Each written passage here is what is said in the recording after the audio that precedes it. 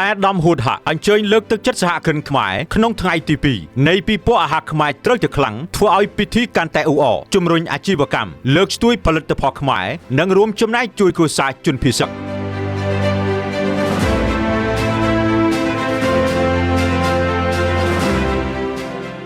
ពីក្លិនឈ្ងុយនៃម្ហូបខ្មែរទៅកាន់ឱកាសអាជីវកម្មថ្មី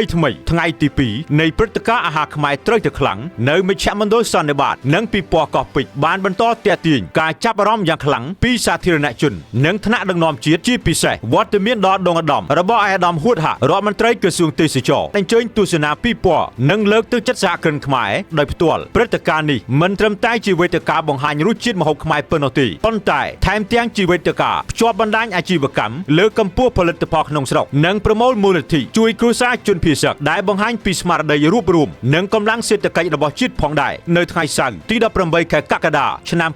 2026បរិយាកាសនៅមជ្ឈមណ្ឌលសន្និបាតនិងពិព័រណ៍កោះពេជ្រនៅតែពោពេញដោយភាពរស់រវើកខណៈប្រជាពលរដ្ឋសហគ្រិនអ្នកផលិតម្ចាស់អាជីវកម្មនិងភ្ញៀវជាច្រើនបានបន្តនាំគ្នាមកគាំទ្រផលិតផលខ្មែរនិងចូលរួមក្នុងសកម្មភាពជាច្រើននៃយុទ្ធនាការនេះអ្វីដែលធ្វើឲ្យថ្ងៃទី2កាន់តែមានអត្ថន័យគឺវត្តមានដ៏ពិសេសថ្លៃថ្លារបស់អាដាមហ៊ូតហារដ្ឋមន្ត្រីក្រសួងទេសចរដែលបានអញ្ជើញទស្សនាពិព័រណ៍សំណេះសំណាលជាមួយម្ចាស់ស្តង់សហគ្រិននិងអ្នកផលិតជាច្រើនព្រមទាំងលើកទឹកចិត្តឲ្យបន្តអភិវឌ្ឍគុណភាពផលិតផលខ្មែរដើម្បីបង្កើនសក្តានុពលប្រកួតប្រជែងនិងទាក់ទាញភ្ញៀវទេសចរទាំងក្នុងនិងក្រៅប្រទេសវត្តមានរបស់អាដាមក៏បានបង្ហាញពីការយកចិត្តទុកដាក់ក្នុងការជំរុញវិស័យម្ហូបអាហារដែលជាផ្នែកសំខាន់មួយនៃវិស័យទេសចរនិងសេដ្ឋកិច្ចជាតិចំណុចដ៏សំខាន់មួយនៃថ្ងៃទី2គឺកម្មវិធីផ្គូផ្គងដៃគូអាជីវកម្មសម្រាប់វិស័យអាហារដែលបានបង្កើតវេទិកាឲ្យម្ចាស់អាជីវកម្មអ្នកផលិតអ្នកវិនិយោគនិងដៃគូពាណិជ្ជកម្មជួបពិភាក្សាស្វែងរកឱកាសសហការ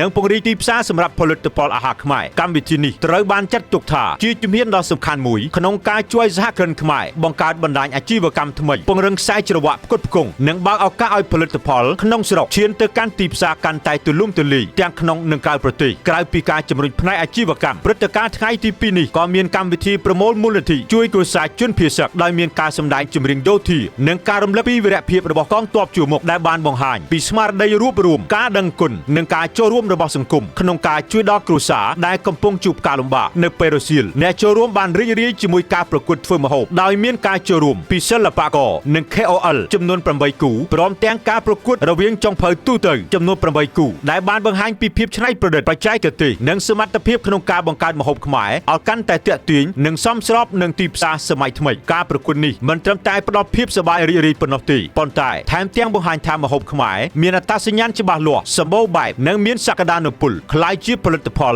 ដែលមានតម្លៃសេដ្ឋកិច្ចនិងអាចប្រកួតប្រជែងលើទីផ្សារអន្តរជាតិឈានចូលដល់ពេលល្ងាចកោះពេជ្រកាន់តែមានភាពអ៊ូអរជាមួយការសម្ដែងរបាំគោះត្រឡោកការប្រគំតន្ត្រីនិងការចូលរួមពីសិល្បករនិងតារាចម្រៀងល្បីៗជាច្រើនដែលបានបង្កើតបរិយាកាសសប្បាយរីករាយនិងទាក់ទាញភ្ញៀវឲ្យបន្តចូលរួមយ៉ាងច្រើនកកកព្រឹត្តិការណ៍ថ្ងៃទី2នេះបានបង្ហាញយ៉ាងច្បាស់ថាអាហារខ្មែរត្រូវតែខ្លាំងមិនមែនគ្រាន់តែជាពិព័រណ៍ម្ហូបអាហារប៉ុណ្ណោះទេប៉ុន្តែជាចលនាជាតិមួយដែលភ្ជាប់រវាងម្ហូបខ្មែរសហគ្រិនអាជីវកម្មទេសចរវប្បធម៌និងស្មារតីចែករំលែកក្នុងសង្គមដើម្បីរួមគ្នាពង្រឹងសេដ្ឋកិច្ចជាតិនិងលើកតម្កើងអត្តសញ្ញាណខ្មែរសូមបញ្ជាក់ថាព្រឹត្តិការណ៍អាហារខ្មែរត្រូវតែខ្លាំងនិងបន្តរហូតដល់ថ្ងៃអាទិត្យទី19ខែកក្កដាឆ្នាំ